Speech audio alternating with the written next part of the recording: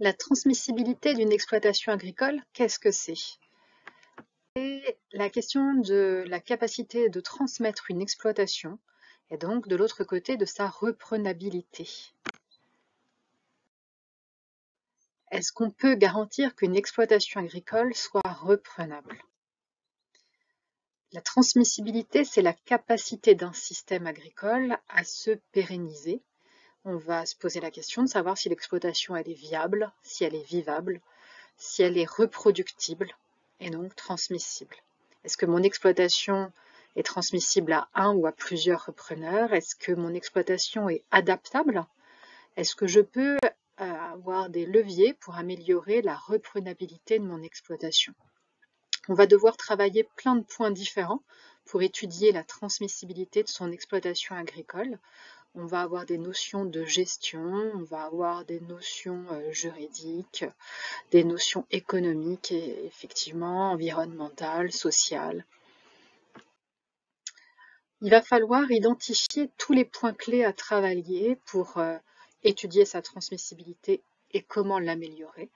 Donc on va passer à la loupe tout un ensemble de points clés. Et c'est vrai que lorsqu'on parle d'anticiper sa transmission, le réseau des chambres d'agriculture incite à préparer sa transmission 10 ans à l'avance, anticiper sa transmission 10 ans à l'avance, se poser la question de la transmissibilité de son exploitation et notamment lorsqu'on n'a pas de repreneur dans la famille ou on n'est pas sûr, et notamment lorsqu'on prévoit à 50 ans de faire encore des gros investissements sur son exploitation, des bâtiments photovoltaïques, des méthaniseurs, etc. Donc de se poser la question de la reprenabilité de son exploitation à ce moment-là. Et donc la Chambre d'agriculture propose un accompagnement avec des entretiens sur la transmissibilité des exploitations agricoles, cap sur l'avenir. C'est un accompagnement stratégique d'analyse de la situation de l'exploitation et de sa transmissibilité vis-à-vis des questions, des projets de l'exploitant. Donc l'objectif, c'est d'anticiper l'accompagnement, de faire une évaluation du système, de voir si l'exploitation est viable, vivable, reproductible, donc transmissible. Donc on passe par des conseillers transmission ou des conseillers spécialisés dans l'accompagnement stratégique et des conseillers spécialisés en fonction des productions des filières. On va donc faire le point de l'ensemble des éléments de l'exploitation tels qu'ils existent aujourd'hui avec effectivement les éléments à travailler. Ces éléments à travailler, on part toujours au cœur de l'exploitant, de la situation de l'exploitant. Quel est le système de production agricole? Quels sont les liens vis-à-vis du foncier, des bâtiments d'exploitation, de la maison d'habitation, où est-ce qu'elle est située? Est-ce que c'est un outil de travail qui devra être transmis avec le reste de l'exploitation ou pas? Comment ça se passe pour le matériel, le cheptel, les contrats, les références liées à la PAC, l'environnement, le patrimoine privé, le patrimoine professionnel, les ressources, etc. Tous ces enjeux-là qui sont liés à la transmission et la préparation de ressources aussi à la retraite. Parce que c'est pas à 60 ans qu'on se pose la question de capitaliser pour se faire une retraite complémentaire. C'est bien plutôt autour de la cinquantaine où on peut encore agir et avoir des effets de levier importants. Donc ces entretiens transmissibilité sont aussi là pour prendre de la hauteur et anticiper les ressources à la retraite.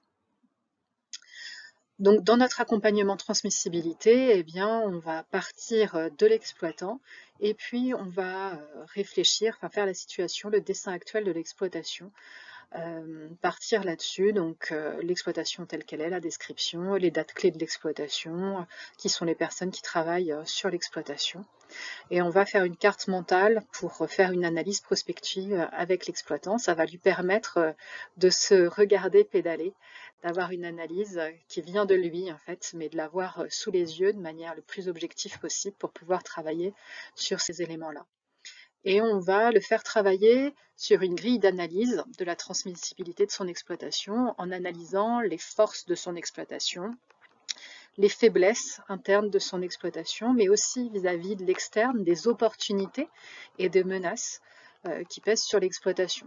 Donc on va vraiment passer tous les items un à un de description de l'exploitation, points forts, points faibles, opportunités, menaces, avec des grilles d'analyse, notamment le PESTEL. Donc on va regarder la politique, le social, l'écologique, le législatif, etc. pour voir ce sur quoi il faut travailler. Donc on va travailler pour effectivement faire correspondre les points forts avec les opportunités, et puis pour convertir les faiblesses en points forts et les menaces en opportunités. C'est ça le fait d'avoir plusieurs années avant la transmission, d'avoir fait cette analyse de transmissibilité va nous permettre d'améliorer tous ces points qu'on aura identifiés, d'avoir du temps pour le faire. Donc effectivement, le temps vis-à-vis de la préparation d'une transmission, c'est vraiment crucial.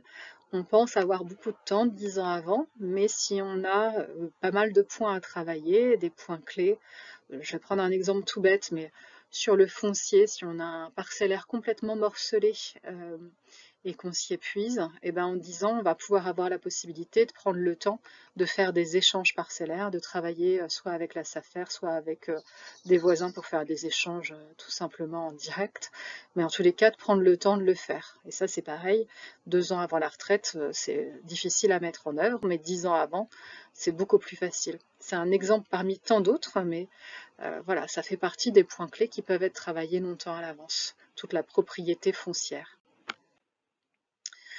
Il ne faut pas négliger non plus que le temps, ça permet aussi d'accepter le changement, puisque effectivement, la cessation d'activité au moment de la retraite, c'est une étape très importante pour un agriculteur. C'est la fin de quelque chose et le début de quelque chose d'autre, mais pour ça, il faut l'avoir en tête et il faut l'accepter. Donc, on reparle parfois avec les agriculteurs des étapes du changement, des petites phases de deuil, de l'acceptation. Et on va faire construire par l'agriculteur son propre plan d'action, un plan d'action détaillé pour une fois qu'on a étudié les points à travailler sur la transmissibilité de l'exploitation, qu'il ait bien un plan d'action à mener, à dérouler sur ces années pour faciliter la transmission, la transmissibilité de son exploitation. Et effectivement, le temps va passer et on va s'approcher du moment de la transmission et de la recherche d'un repreneur. Donc la Chambre d'agriculture a un accompagnement à chaque étape de cette recherche.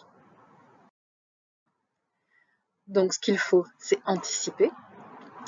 Dans la gestion d'une exploitation agricole, on pense à une stratégie de transmissibilité et d'adaptabilité de son exploitation. Une exploitation agricole, elle n'est pas figée, on est souvent sur des systèmes qui effectivement sont là de manière pluriannuelle et ne sont pas forcément très faciles à changer, en tous les cas pas en une seule année culturale, mais les agriculteurs ont une grande force d'adaptation et donc il faut réfléchir à l'adaptabilité de son exploitation agricole pour la rendre plus transmissible et donc reprenable.